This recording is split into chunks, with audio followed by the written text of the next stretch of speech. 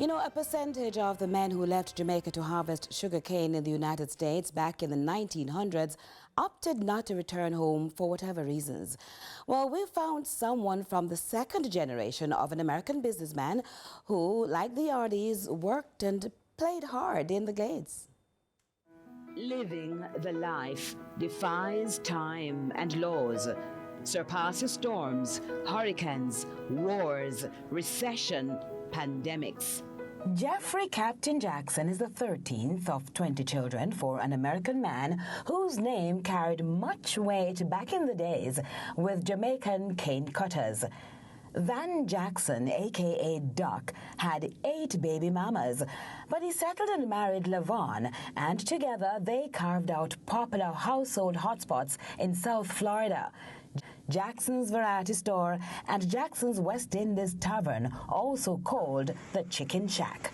Being a child, you see people from another country come to America and to work, and you can't help but wonder what's life like back in their country that they're traveling to work. And working in sugarcane was very difficult work. I would ride my motorcycle through the cane fields and I would see the guys cutting canes. It was obviously that they were tough people and able to do that type of work. And so I really admired them for that. They've always, everybody getting off that bus to work in those fields, everybody looked like they were strong and ready to go to war.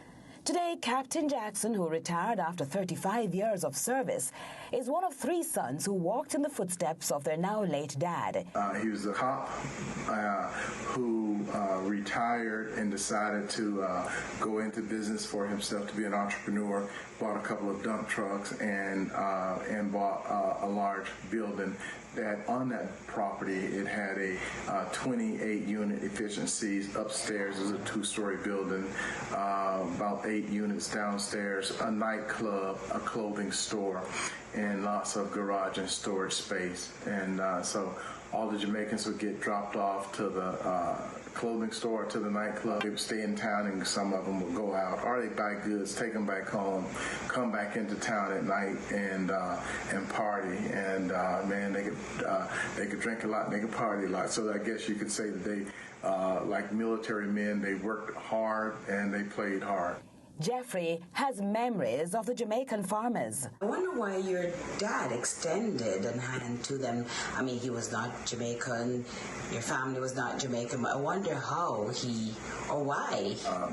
For a guy who left Georgia with a 6th grade education, being a young man, and having to quit school to work and support his family, he could sympathize with that. But it was so many of them, and they were spending so much money, it made us very well off. And he returned the favor by helping those that he can.